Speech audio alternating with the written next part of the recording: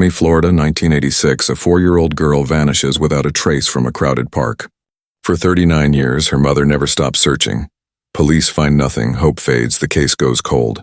Then in 2025, a DNA test reveals an impossible result. The missing girl is alive, living under a different name in a different state, with no memory of who she really is. How did one family's darkest nightmare finally unravel after nearly 4 decades? Stay with us as we journey through this incredible cold case. Hello and welcome to the DNA Archives, where we dive deep into cold cases, missing persons, and the mysteries that DNA finally solves. If you love true crime stories that end in hope and resolution, you're in the right place. Please hit the like button, drop a comment below, and subscribe so you never miss a case. Now let's go back to where it all began. April 12, 1986, Bayfront Park, Miami, Florida. It was a Saturday afternoon, warm, breezy, the kind of day when families flooded the waterfront. Palm trees swayed gently. Children laughed on the playground, the smell of salt water mixed with popcorn from a nearby vendor. Among the families was Rosa Ramirez, a 28-year-old Cuban immigrant who had fled to Miami 5 years earlier. She worked 2 jobs, one cleaning hotel rooms, the other at a laundromat on Calle Ocho. She had 3 children. Chloe was the youngest. Chloe Ramirez, 4 years old, big brown eyes, dark curls that bounced when she ran, a gap-toothed smile that lit up every room. She wore a yellow sundress that day, her favorite. Rosa had sewn a small patch on the hem where Chloe had torn it climbing a fence the week before. Chloe loved swings. She could spend hours on them, pumping her little legs, laughing every time she went higher. That afternoon, Rosa sat on a bench near the swings. Her 2 older sons, Miguel and Carlos, played soccer on the grass nearby. Chloe was on the swings. Rosa could see her. She waved. Chloe waved back. Then Rosa looked down to dig through her purse for a tissue. It took maybe 20 seconds. When she looked up, Chloe was gone. Rosa's heart stopped. She stood up, scanned the swings, nothing. She walked quickly toward the playground, called Chloe's name. Chloe, Chloe, mi amor. No answer. She started running, checking behind slides, under benches, around trees. Other parents noticed. Some joined the search. What does she look like? Yellow dress, 4 years old, brown curls. Miguel and Carlos came running, their soccer ball forgotten. Mommy, what's wrong? Where's Chloe? Did you see her? They shook their heads. Rosa's voice grew louder, more frantic. Chloe, Chloe!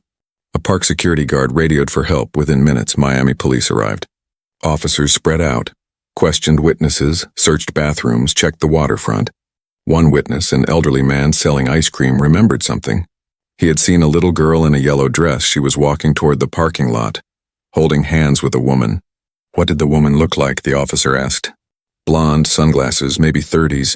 She was talking to the girl in Spanish. Rosa's blood ran cold. No one in her family was blonde, and she had been right there. How could this happen? By evening, the park was swarming with police, K-9 units, helicopters overhead. Local news crews arrived. Chloe's photo flashed on TV screens across South Florida. Rosa stood in front of the cameras, tears streaming, barely able to speak. Please, if you have my daughter, please bring her back. She's just a baby. The FBI was called in. Agents interviewed Rosa, her sons, neighbors, co-workers. They asked hard questions. Did you have any arguments with anyone recently? Does the father have custody issues? Rosa shook her head. Chloe's father had left before she was born. He was back in Cuba. He didn't even know she existed. The investigation expanded. Airports, bus stations, border checkpoints. But this was 1986. No Amber Alerts, no surveillance cameras, no cell phone tracking. Just flyers and hope. And a mother who refused to believe her daughter was gone forever. Days turned into weeks, weeks into months. Tips poured in, none led anywhere. Rosa went to the police station every single day. Anything at all? The answer was always the same. We're still looking, Mrs. Ramirez, we haven't given up. But Rosa could see it in their eyes. They thought Chloe was dead. Rosa knew better. Somewhere, somehow, her little girl was alive. She could feel it. A mother always knows. The first year was agony. Rosa printed thousands of flyers. She taped them to every lamppost in Little Havana, every storefront on Calle Ocho, every bus stop in downtown Miami. She handed them to strangers on the street, to tourists at the beach, to anyone who would look. Have you seen this girl? Her name is Chloe. She's 4 years old. She was taken from Bayfront Park. Most people took the flyer. Some promised to keep an eye out, but Rosa could see the pity in their eyes. They didn't think Chloe was coming back. Miguel and Carlos tried to be strong for their mother. But they were just kids themselves, 9 and 7 years old, trying to understand why their sister was gone. At night, Rosa would sit in Chloe's room, the door she refused to close, the bed she refused to touch.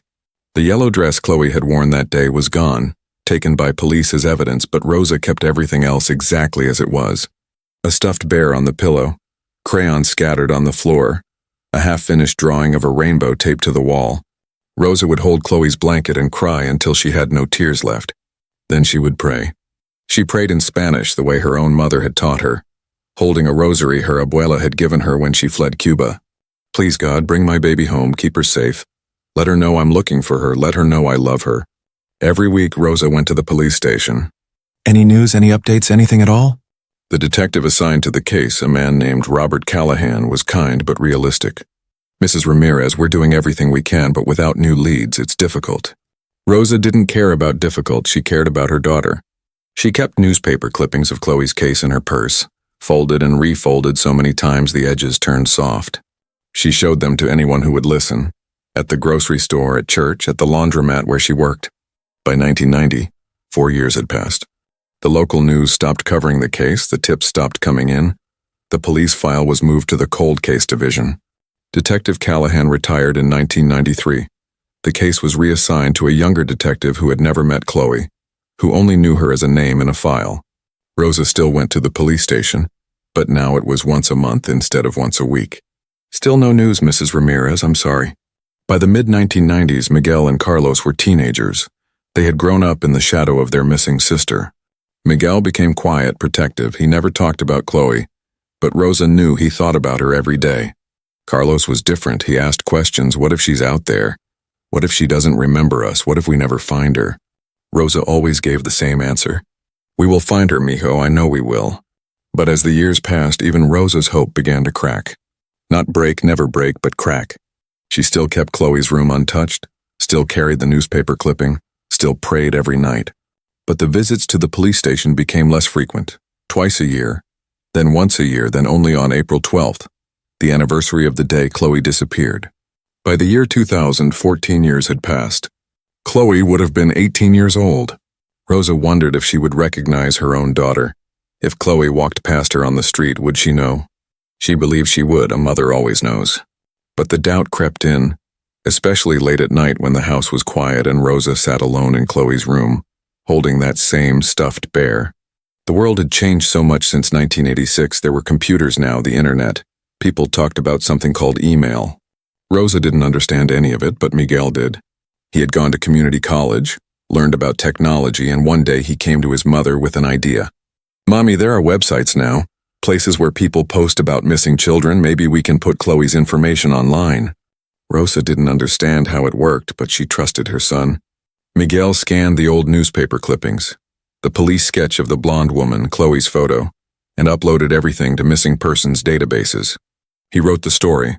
April 12, 1986, Chloe Ramirez, 4 years old. Taken from Bayfront Park in Miami, Florida. If you have any information, please contact Miami Police Department. It gave Rosa a spark of hope again. Maybe someone out there would see it, maybe someone knew something. But years passed and still nothing.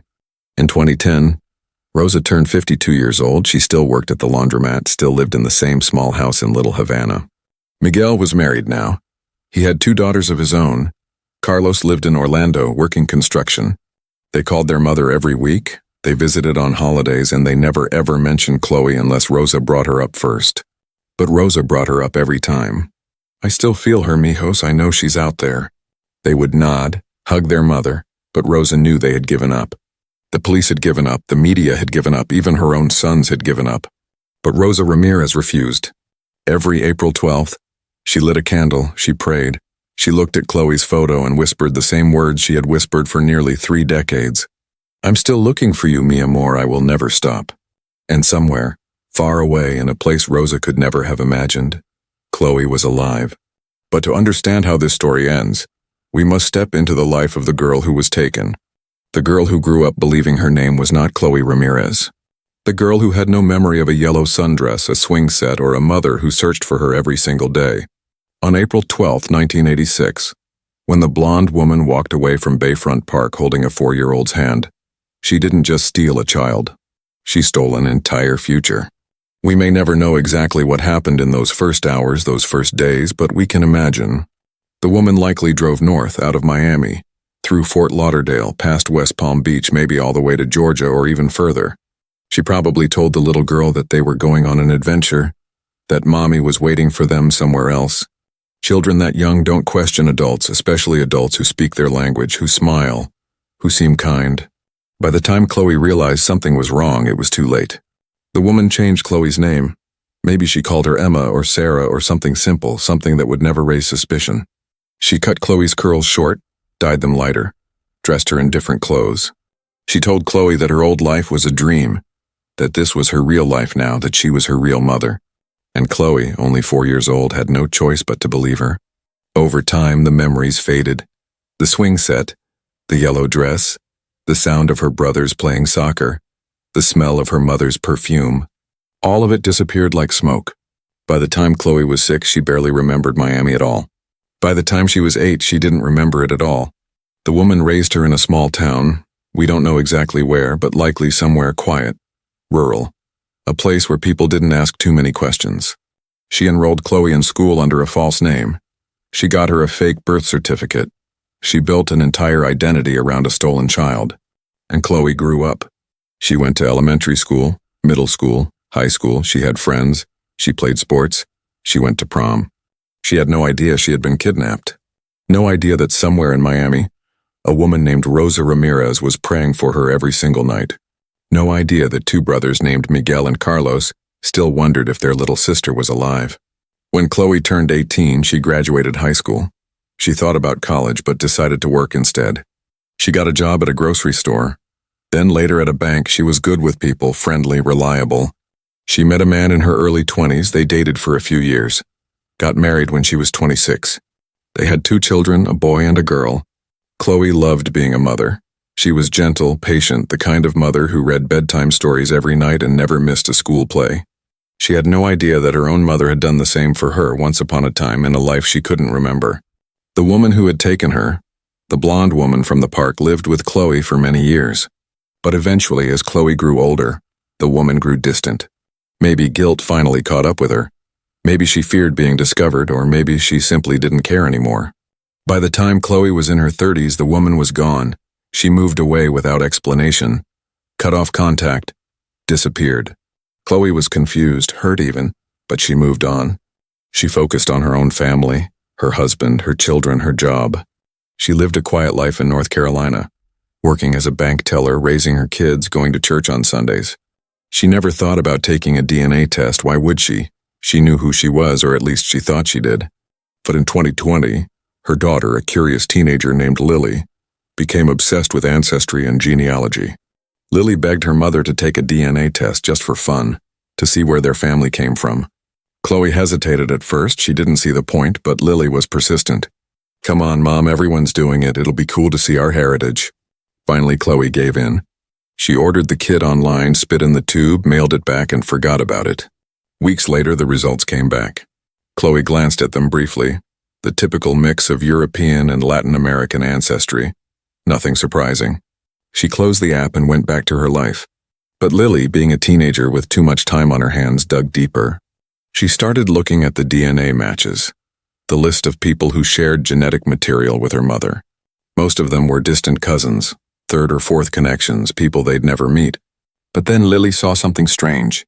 There was a match labeled as a close relative, someone who shared 23% of her mother's DNA. That percentage meant one thing.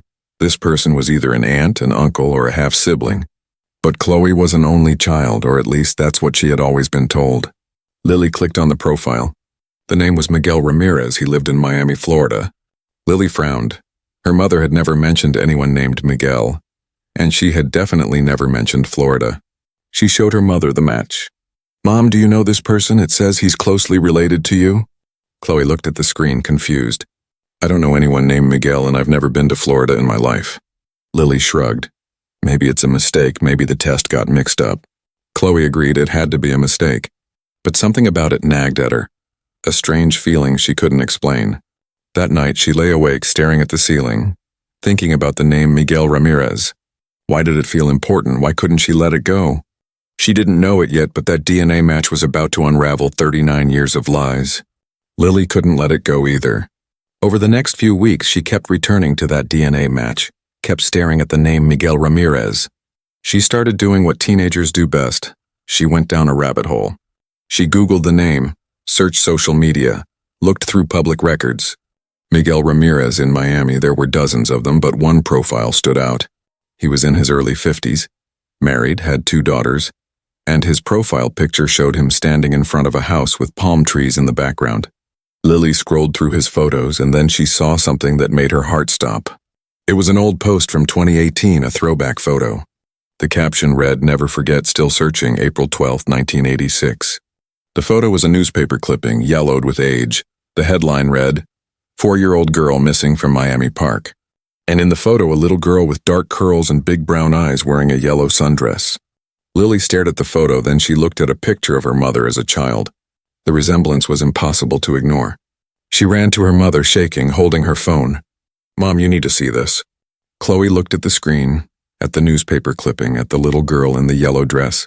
Her breath caught in her throat. "That girl looks like me." Lily nodded. "I know, and look at the date, April 12, 1986. Mom, when's your birthday?" Chloe frowned. "May 3rd, 1982, why?" Lily did the math in her head. If you were born in 1982, you would have been 4 years old in 1986. Chloe's hands started to shake. "This doesn't make sense. I grew up in North Carolina. I was never in Miami. This has to be a coincidence." But Lily wasn't convinced. "Mom, what if it's not a coincidence? What if this is you?" Chloe shook her head. "No, that's impossible. My mother would have told me." But even as she said it, doubt crept in. She thought about the woman who raised her, the woman who disappeared years ago without explanation. She thought about how there were no baby photos, no birth certificate she'd ever seen, no relatives, no family history.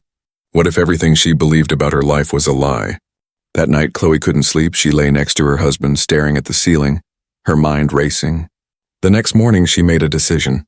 She sent a message through the DNA website to Miguel Ramirez. It was short, cautious. She didn't want to sound crazy. "Hi, my name is Emma. But I recently took a DNA test and it says we're closely related. I'm trying to understand how that's possible. Do you have a few minutes to talk?" She hit send and waited. Hours passed, then a day, then 2 days. No response. "Maybe he doesn't check the site," Lily said. "Maybe we should try something else." But Chloe wasn't ready to go further. Not yet. It felt too strange, too overwhelming. Weeks turned into months and still no response. Chloe tried to push it out of her mind, tried to go back to normal life, but the doubt never left. Then, in late 2024, nearly 4 years after that first DNA test, Lily brought it up again. "Mom, I think we should contact the police in Miami. Just to ask, just to see if there's any connection." Chloe hesitated. "What if it's nothing? What if we're wrong?" "But what if we're right?" Lily said quietly. Chloe took a deep breath. "Okay, let's call." On a cold morning in January 2025, Chloe dialed the number for the Miami Police Department. Her hands were shaking as she explained the situation to the officer on the other end. "I know this sounds strange, but I took a DNA test and found a match to someone in Miami, and there was a newspaper article about a missing girl, and I think it might be connected to me." The officer was silent for a moment, then asked, "What's the name of the person you matched with?" "Miguel Ramirez." Another pause, then the officer said, "Hold on, let me pull up the file." Chloe's heart pounded in her chest. Minutes felt like hours. Then the officer came back on the line. "Ma'am, can you tell me your birth date?" "May 3rd, 1982. "And where were you born?"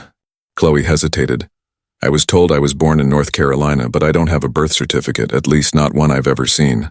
The officer's voice changed, became more serious. "Ma'am, I'm going to need you to come to Miami, or we can send someone to you. We need to run a DNA test." Chloe felt her legs go weak. "Why, what's going on?" The officer paused, then said gently, "The case of Chloe Ramirez has been cold for 39 years, but if what you're telling me is true, we may have just found her." Chloe couldn't speak, couldn't breathe. Chloe Ramirez, that name, she had never heard it before, but somehow deep in her soul it felt familiar. 2 weeks later, FBI agents arrived at Chloe's home in North Carolina. They were kind, professional. They explained the situation carefully. They showed her the original case file, the photos of Rosa, of Miguel and Carlos, of the park, of the blonde woman. They showed her the yellow sundress.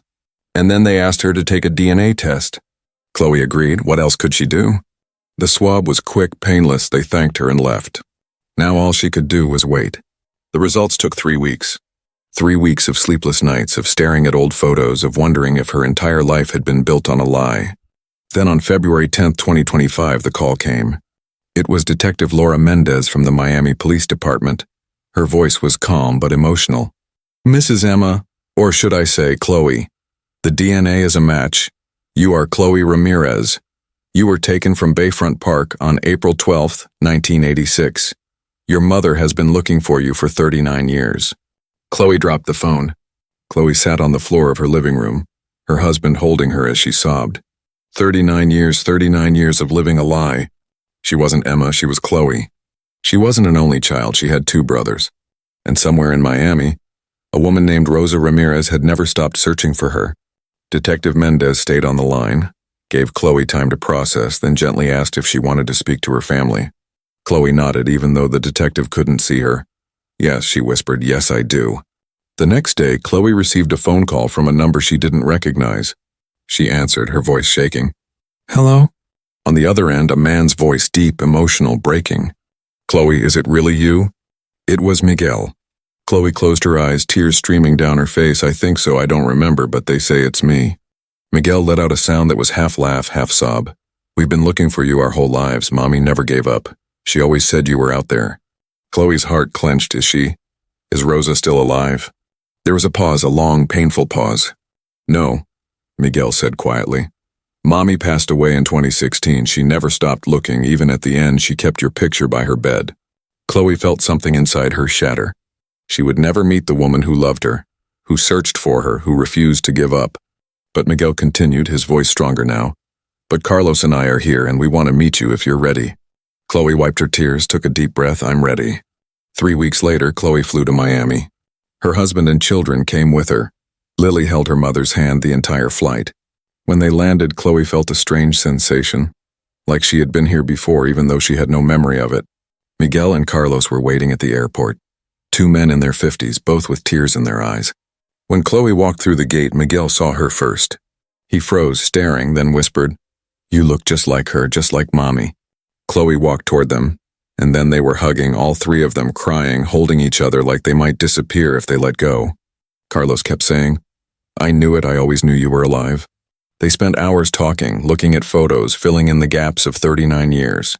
Miguel showed Chloe pictures of Rosa, of the house in Little Havana, of Chloe's childhood room that Rosa had kept untouched for decades. He showed her the newspaper clippings, the flyers, the police reports. He showed her a letter Rosa had written years ago, a letter she had asked Miguel to give to Chloe if she was ever found. Chloe opened it with trembling hands. The letter was in Spanish, Miguel translated. "My dearest Chloe, if you are reading this, it means you have come home. I always knew you would. I felt it in my heart every single day. I am sorry I could not be there to see you again, but know that I loved you every moment of my life. You were never forgotten. You were always in my prayers. Welcome home, mi amor. Welcome home." Chloe sobbed, holding the letter to her chest. She had lost so much time, so many years, but she had found something too. She had found her family. Over the next few months, Chloe traveled back and forth to Miami, getting to know her brothers, meeting their families, learning about the woman who had loved her so fiercely.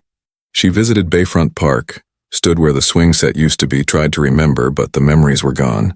Maybe they would never come back. Maybe that part of her life was lost forever. But she had a new beginning now, a chance to build something with the family she never knew she had. The case of who took Chloe, the blonde woman from the park, remains unsolved. Police believe she is likely deceased, but they continue to investigate. Chloe has mixed feelings about it. Part of her wants justice, wants to know why, but another part of her has made peace with the fact that some questions may never be answered. What matters most is that she knows the truth now. She knows who she really is. She knows she was loved. And she knows that Rosa Ramirez never gave up, not for a single day. DNA doesn't forget even when memory does. And love, true love, survives decades of silence, oceans of pain, and the cruelest kind of loss. If this story moved you, please take a moment to hit the like button. It helps us bring more cases like this to light. Leave a comment below, tell us what you think, share your thoughts, we read every single one. And if you haven't already, subscribe to the DNA Archives because we're not stopping. We'll continue bringing you compelling true crime documentaries, Stories of justice, hope, and the unbreakable bonds of family. Thank you for watching, and remember, some mysteries take decades to solve, but the truth always finds a way. We'll see you in the next case.